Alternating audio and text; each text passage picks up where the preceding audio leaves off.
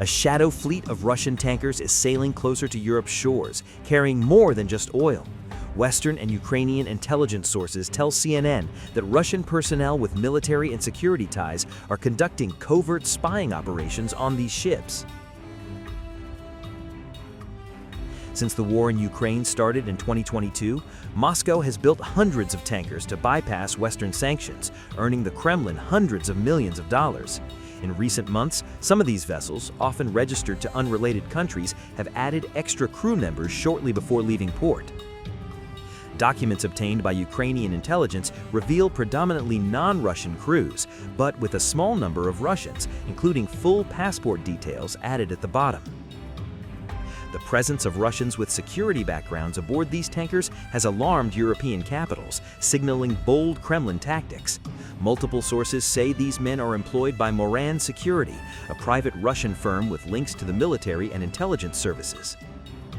Some Moran personnel are mercenaries who have previously worked for Russia's notorious Wagner Group, adding another layer of concern.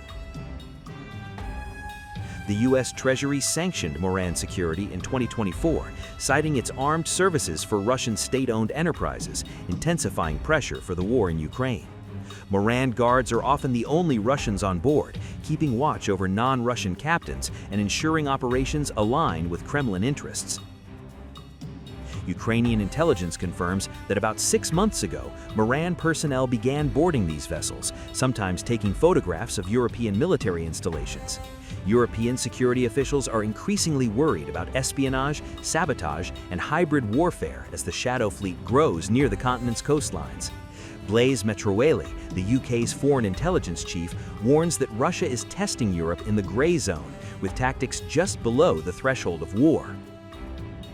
Ukrainian intelligence has identified several Russian men with military links who sailed similar routes on other Shadow Fleet vessels in the past year.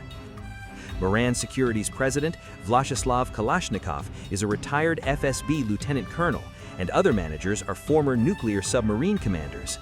The firm offers international logistics, maritime and onshore security, and intelligence operations, including a documented role in Syria supporting the Assad regime.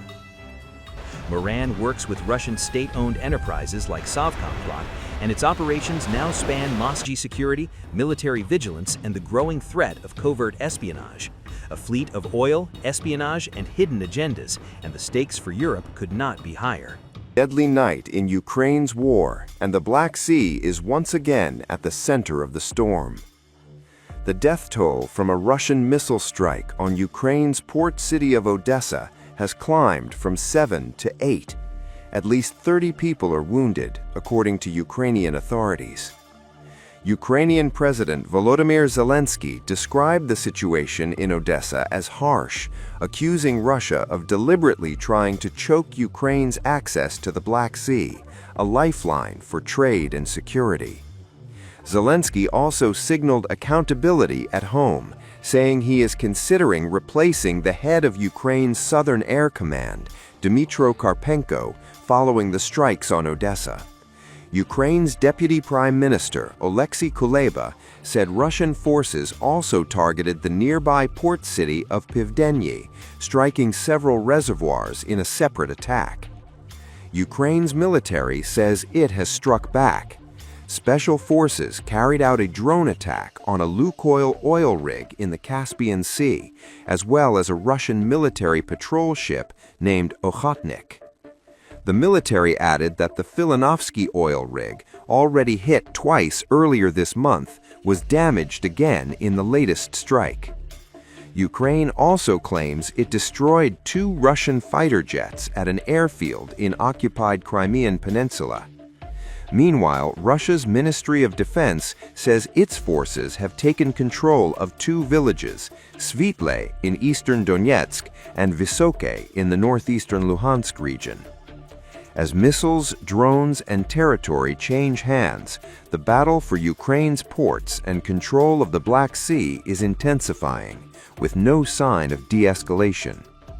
A new diplomatic push is on the table, but Ukraine's president is keeping expectations firmly in check. Volodymyr Zelensky says the United States has proposed a new format for talks with Russia, involving three-way discussions between national security advisors from Ukraine, Russia, and the U.S. While welcoming Washington's involvement, Zelensky expressed skepticism that the proposal would bring anything new, warning that past talks have delivered limited results. Still, the Ukrainian leader said U.S.-led negotiations remain the most viable path forward. Zelensky said Ukraine would support trilateral talks if they lead to tangible progress, including prisoner of war swaps or preparations for a meeting between national leaders. Zelensky also urged European leaders to move decisively on seizing frozen Russian assets and redirecting them to fund Ukraine's war effort. He said doing so would strengthen Ukraine's leverage at the negotiating table and help sustain the country through a prolonged conflict. According to the International Monetary Fund, Ukraine will require approximately $161 billion in 2026 and 2027 as the ongoing war continues to strain the nation's economy.